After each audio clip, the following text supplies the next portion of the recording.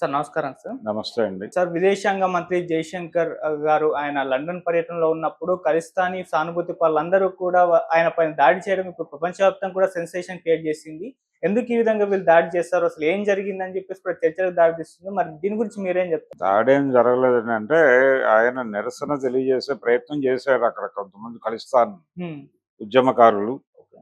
అంటే లండన్‌లో ఉన్నారు, కెనడాలో ఉన్నారు. చాలా చోట్ల విదేశాల్లో చాలామంది సిక్కులు ఖలిస్తాన్ మూవ్‌మెంట్‌తో ఇప్పటికీ అసోసియేట్ అయి ఉన్నాము అని చెప్పుకుంటూ ఉంటారు. వాళ్ళ అంతర్జాతీయ కార్యాలయం హ్మ్.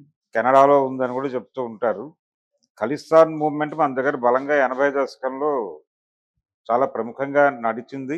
ఖల్సా నుంచి పుట్టింది ఇది. ఖల్సా అంటే పవిత్రమైన అని అర్థం.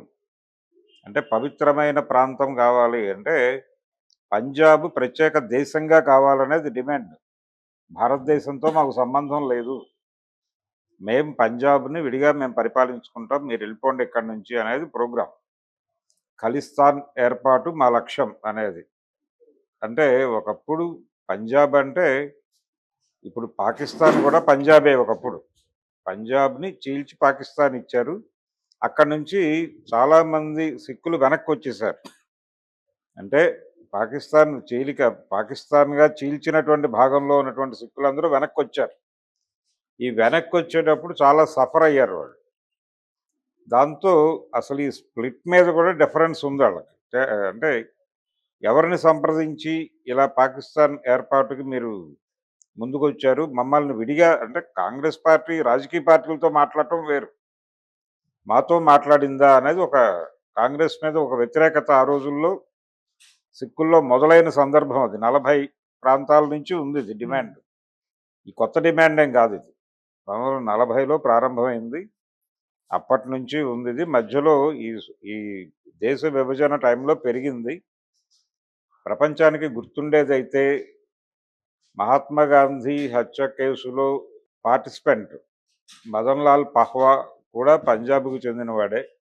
ఆయనకి గాంధీ గారి మీద ఉన్న వ్యతిరేకత దేశ విభజన వ్యవహారం మీదే. దేశ విభజనలో ఆయన చాలా సఫర్ అయ్యాడు. సఫర్ అవ్వడం అంటే అక్కడి నుంచి వెనక్కి రావటం. వెనక్కి రావటం అంటే వాళ్ళ ఆస్తులు వదిలేసుకుని అక్కడి నుంచి వెనక్కి వచ్చాడు ఆయన. వచ్చేటప్పుడు చాలా దాడులు ఎదుర్కోవాల్సి వచ్చింది ఆయన. చాలా దాడులు ఎదుర్కొన్నాడు, ఘర్షణ పడ్డాడు. వాళ్ళ తాతగారిని కోల్పోయాడు. ఈ పెయిన్స్‌లో నుంచి ఆయనలో ఒక వ్యతిరేకత పోగుబడి వీళ్ళు గాంధీని చంపడానికి స్కీమ్ చేస్తున్నారు అనగానే వీళ్ళతో కలిసిపోయాడు ఆయన. ఈ నారాయణ ఆప్టే వాళ్ళతో కలిసిపోయి ఆ ప్రోగ్రాంలో పార్టిసిపేట్ చేసి అక్కడ బాంబు వేశాడు. గాంధీ గారి వేదిక దగ్గర. జనవరి 10వ తారీఖు దొరికాడు ఆయన. సో అప్పటి నుంచి వీళ్ళకి ఒక కోపం ఉంది. అది నెమ్మదిగా పెరిగింది. ఇప్పటికీ వాళ్ళ మనసుల్లో ఆరణగాయంగా ఉందది. అంటే ఇందిరాగాంధీ గారు చేసిన మిస్టేక్ ఏంటంటే పంజాబ్‌ని తన కంట్రోల్‌లో తీసుకోవటానికి వీళ్ళని కొంచెం రెచ్చగొట్టింది ఆవిడ. రెచ్చగొట్టి భింద్రన్‌వాలే, సంత్ భింద్రన్‌వాలే ఆయన అమృత్సర్ టెంపుల్‌లో మోహరించి ఉండేవాడు. ఈ ఖలిస్తాన్ మూవ్‌మెంట్‌ని నేను కంట్రోల్‌లోకి తీసుకుంటానని చెప్పి ఆపరేషన్ బ్లూ స్టార్ అనే పేరుతో ఆవిడ సైన్యాన్ని స్వర్ణ దేవాలయంలోకి నడిపింది. అంటే వాళ్ళ పవిత్ర ఆలయంలోకి సైన్యం బూట్కాళ్ళతో ప్రవేశించింది. ప్రవేశించి భింద్రన్‌వాలేని చంపారు అక్కడే. ఆ చంపటం అనేది సిక్కుల మనసుల్లో తీరని గాయం రేపింది. రేపి దాని ప్రతీకారంగానే ఇందిరాగాంధీని చంపారు వాళ్ళు. ఇందిరాగాంధీ హత్య జరిగిన తర్వాత వాళ్ళిద్దరిని ఉరితీశారు. అయిపోయింది అనుకున్నారు కానీ ఇప్పటికీ వాళ్ళ మనసులో భారతదేశంతో మనకు సంబంధం లేదు. ఖలిస్తాన్ ఏ రోజుకైనా సాధించాలి. పంజాబ్ ఒక రాష్ట్రంగా ఉండాలి అనేటువంటి డిమాండ్ ఇప్పటికీ ఉంది. విదేశాల్లో వాళ్ళు ఈ నినాదాన్ని బతికించుకుంటున్నారు. ఇక్కడ కూడా ఆ డిమాండ్ ఉంది వాళ్ళకి మనసులో. అంటే మిలిటరీలోను రకరకాల సెక్టార్లలో వాళ్ళ కంట్రిబ్యూషన్ ఎక్కువ. పంజాబీ సిక్ రెజిమెంట్ ఉంది మనకి. కాబట్టి మా మీద నిఘా ఉంది అనేది ఒక అనుమానం ఉంది. ఆ మ్యాచెస్ అని ఆ మధ్య సినిమా వచ్చింది. అది కూడా దీని మీద డిస్కషనే. ఖలిస్తాన్ మూవ్‌మెంట్ మీద డిస్కషనే. అంటే పంజాబ్‌లో పంజాబ్‌లో ఉన్నటువంటి ప్రతి ఒక్కడు ఉగ్రవాదే అన్న పద్ధతిలో ఇందిరాగాంధీ గారి ప్రభుత్వం వ్యవహరించింది. చాలా మంది మీద కేసులు పెట్టారు. టాడా యాక్ట్ పట్టుకురావడం వెనకాల ఖలిస్తాన్ కంట్రిబ్యూషన్ కూడా ఉంది.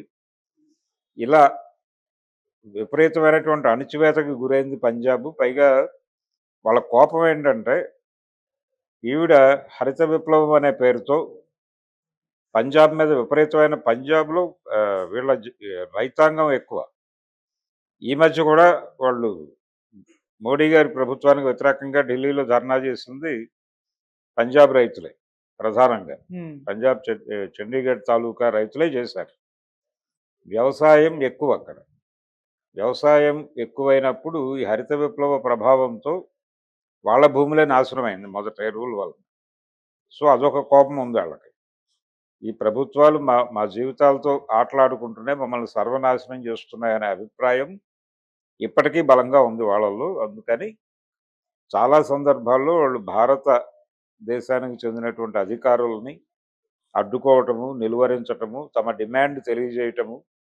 ఇక్కడ కూడా జరిగింది అదే. భారత జాతీయ పతాకాన్ని అవమానపరిచే పద్ధతిలో వ్యవహరించాడు ఒకతను. వీళ్ళ కాన్వాయ్‌కి అడ్డెళ్ళి. కొంతమంది నినాదాలు ఇస్తున్నారు. ఈయన అడ్డెళ్ళి పతాకం పీకే ప్రయత్నం చేశాడు. అది ఘర్షణ అయింది. పోలీసులు అలర్ట్ అయ్యారు, పట్టుకున్నారు, పక్కకి లాగారు. ఇది జరిగిన సీన్. దీనికి కొంచెం ప్రపంచం ఉలిక్కి పడింది. అంతవరకే గాని వాళ్ళేమి ఆయన మీద దాడి చేయటం లాంటిదేం జరగల.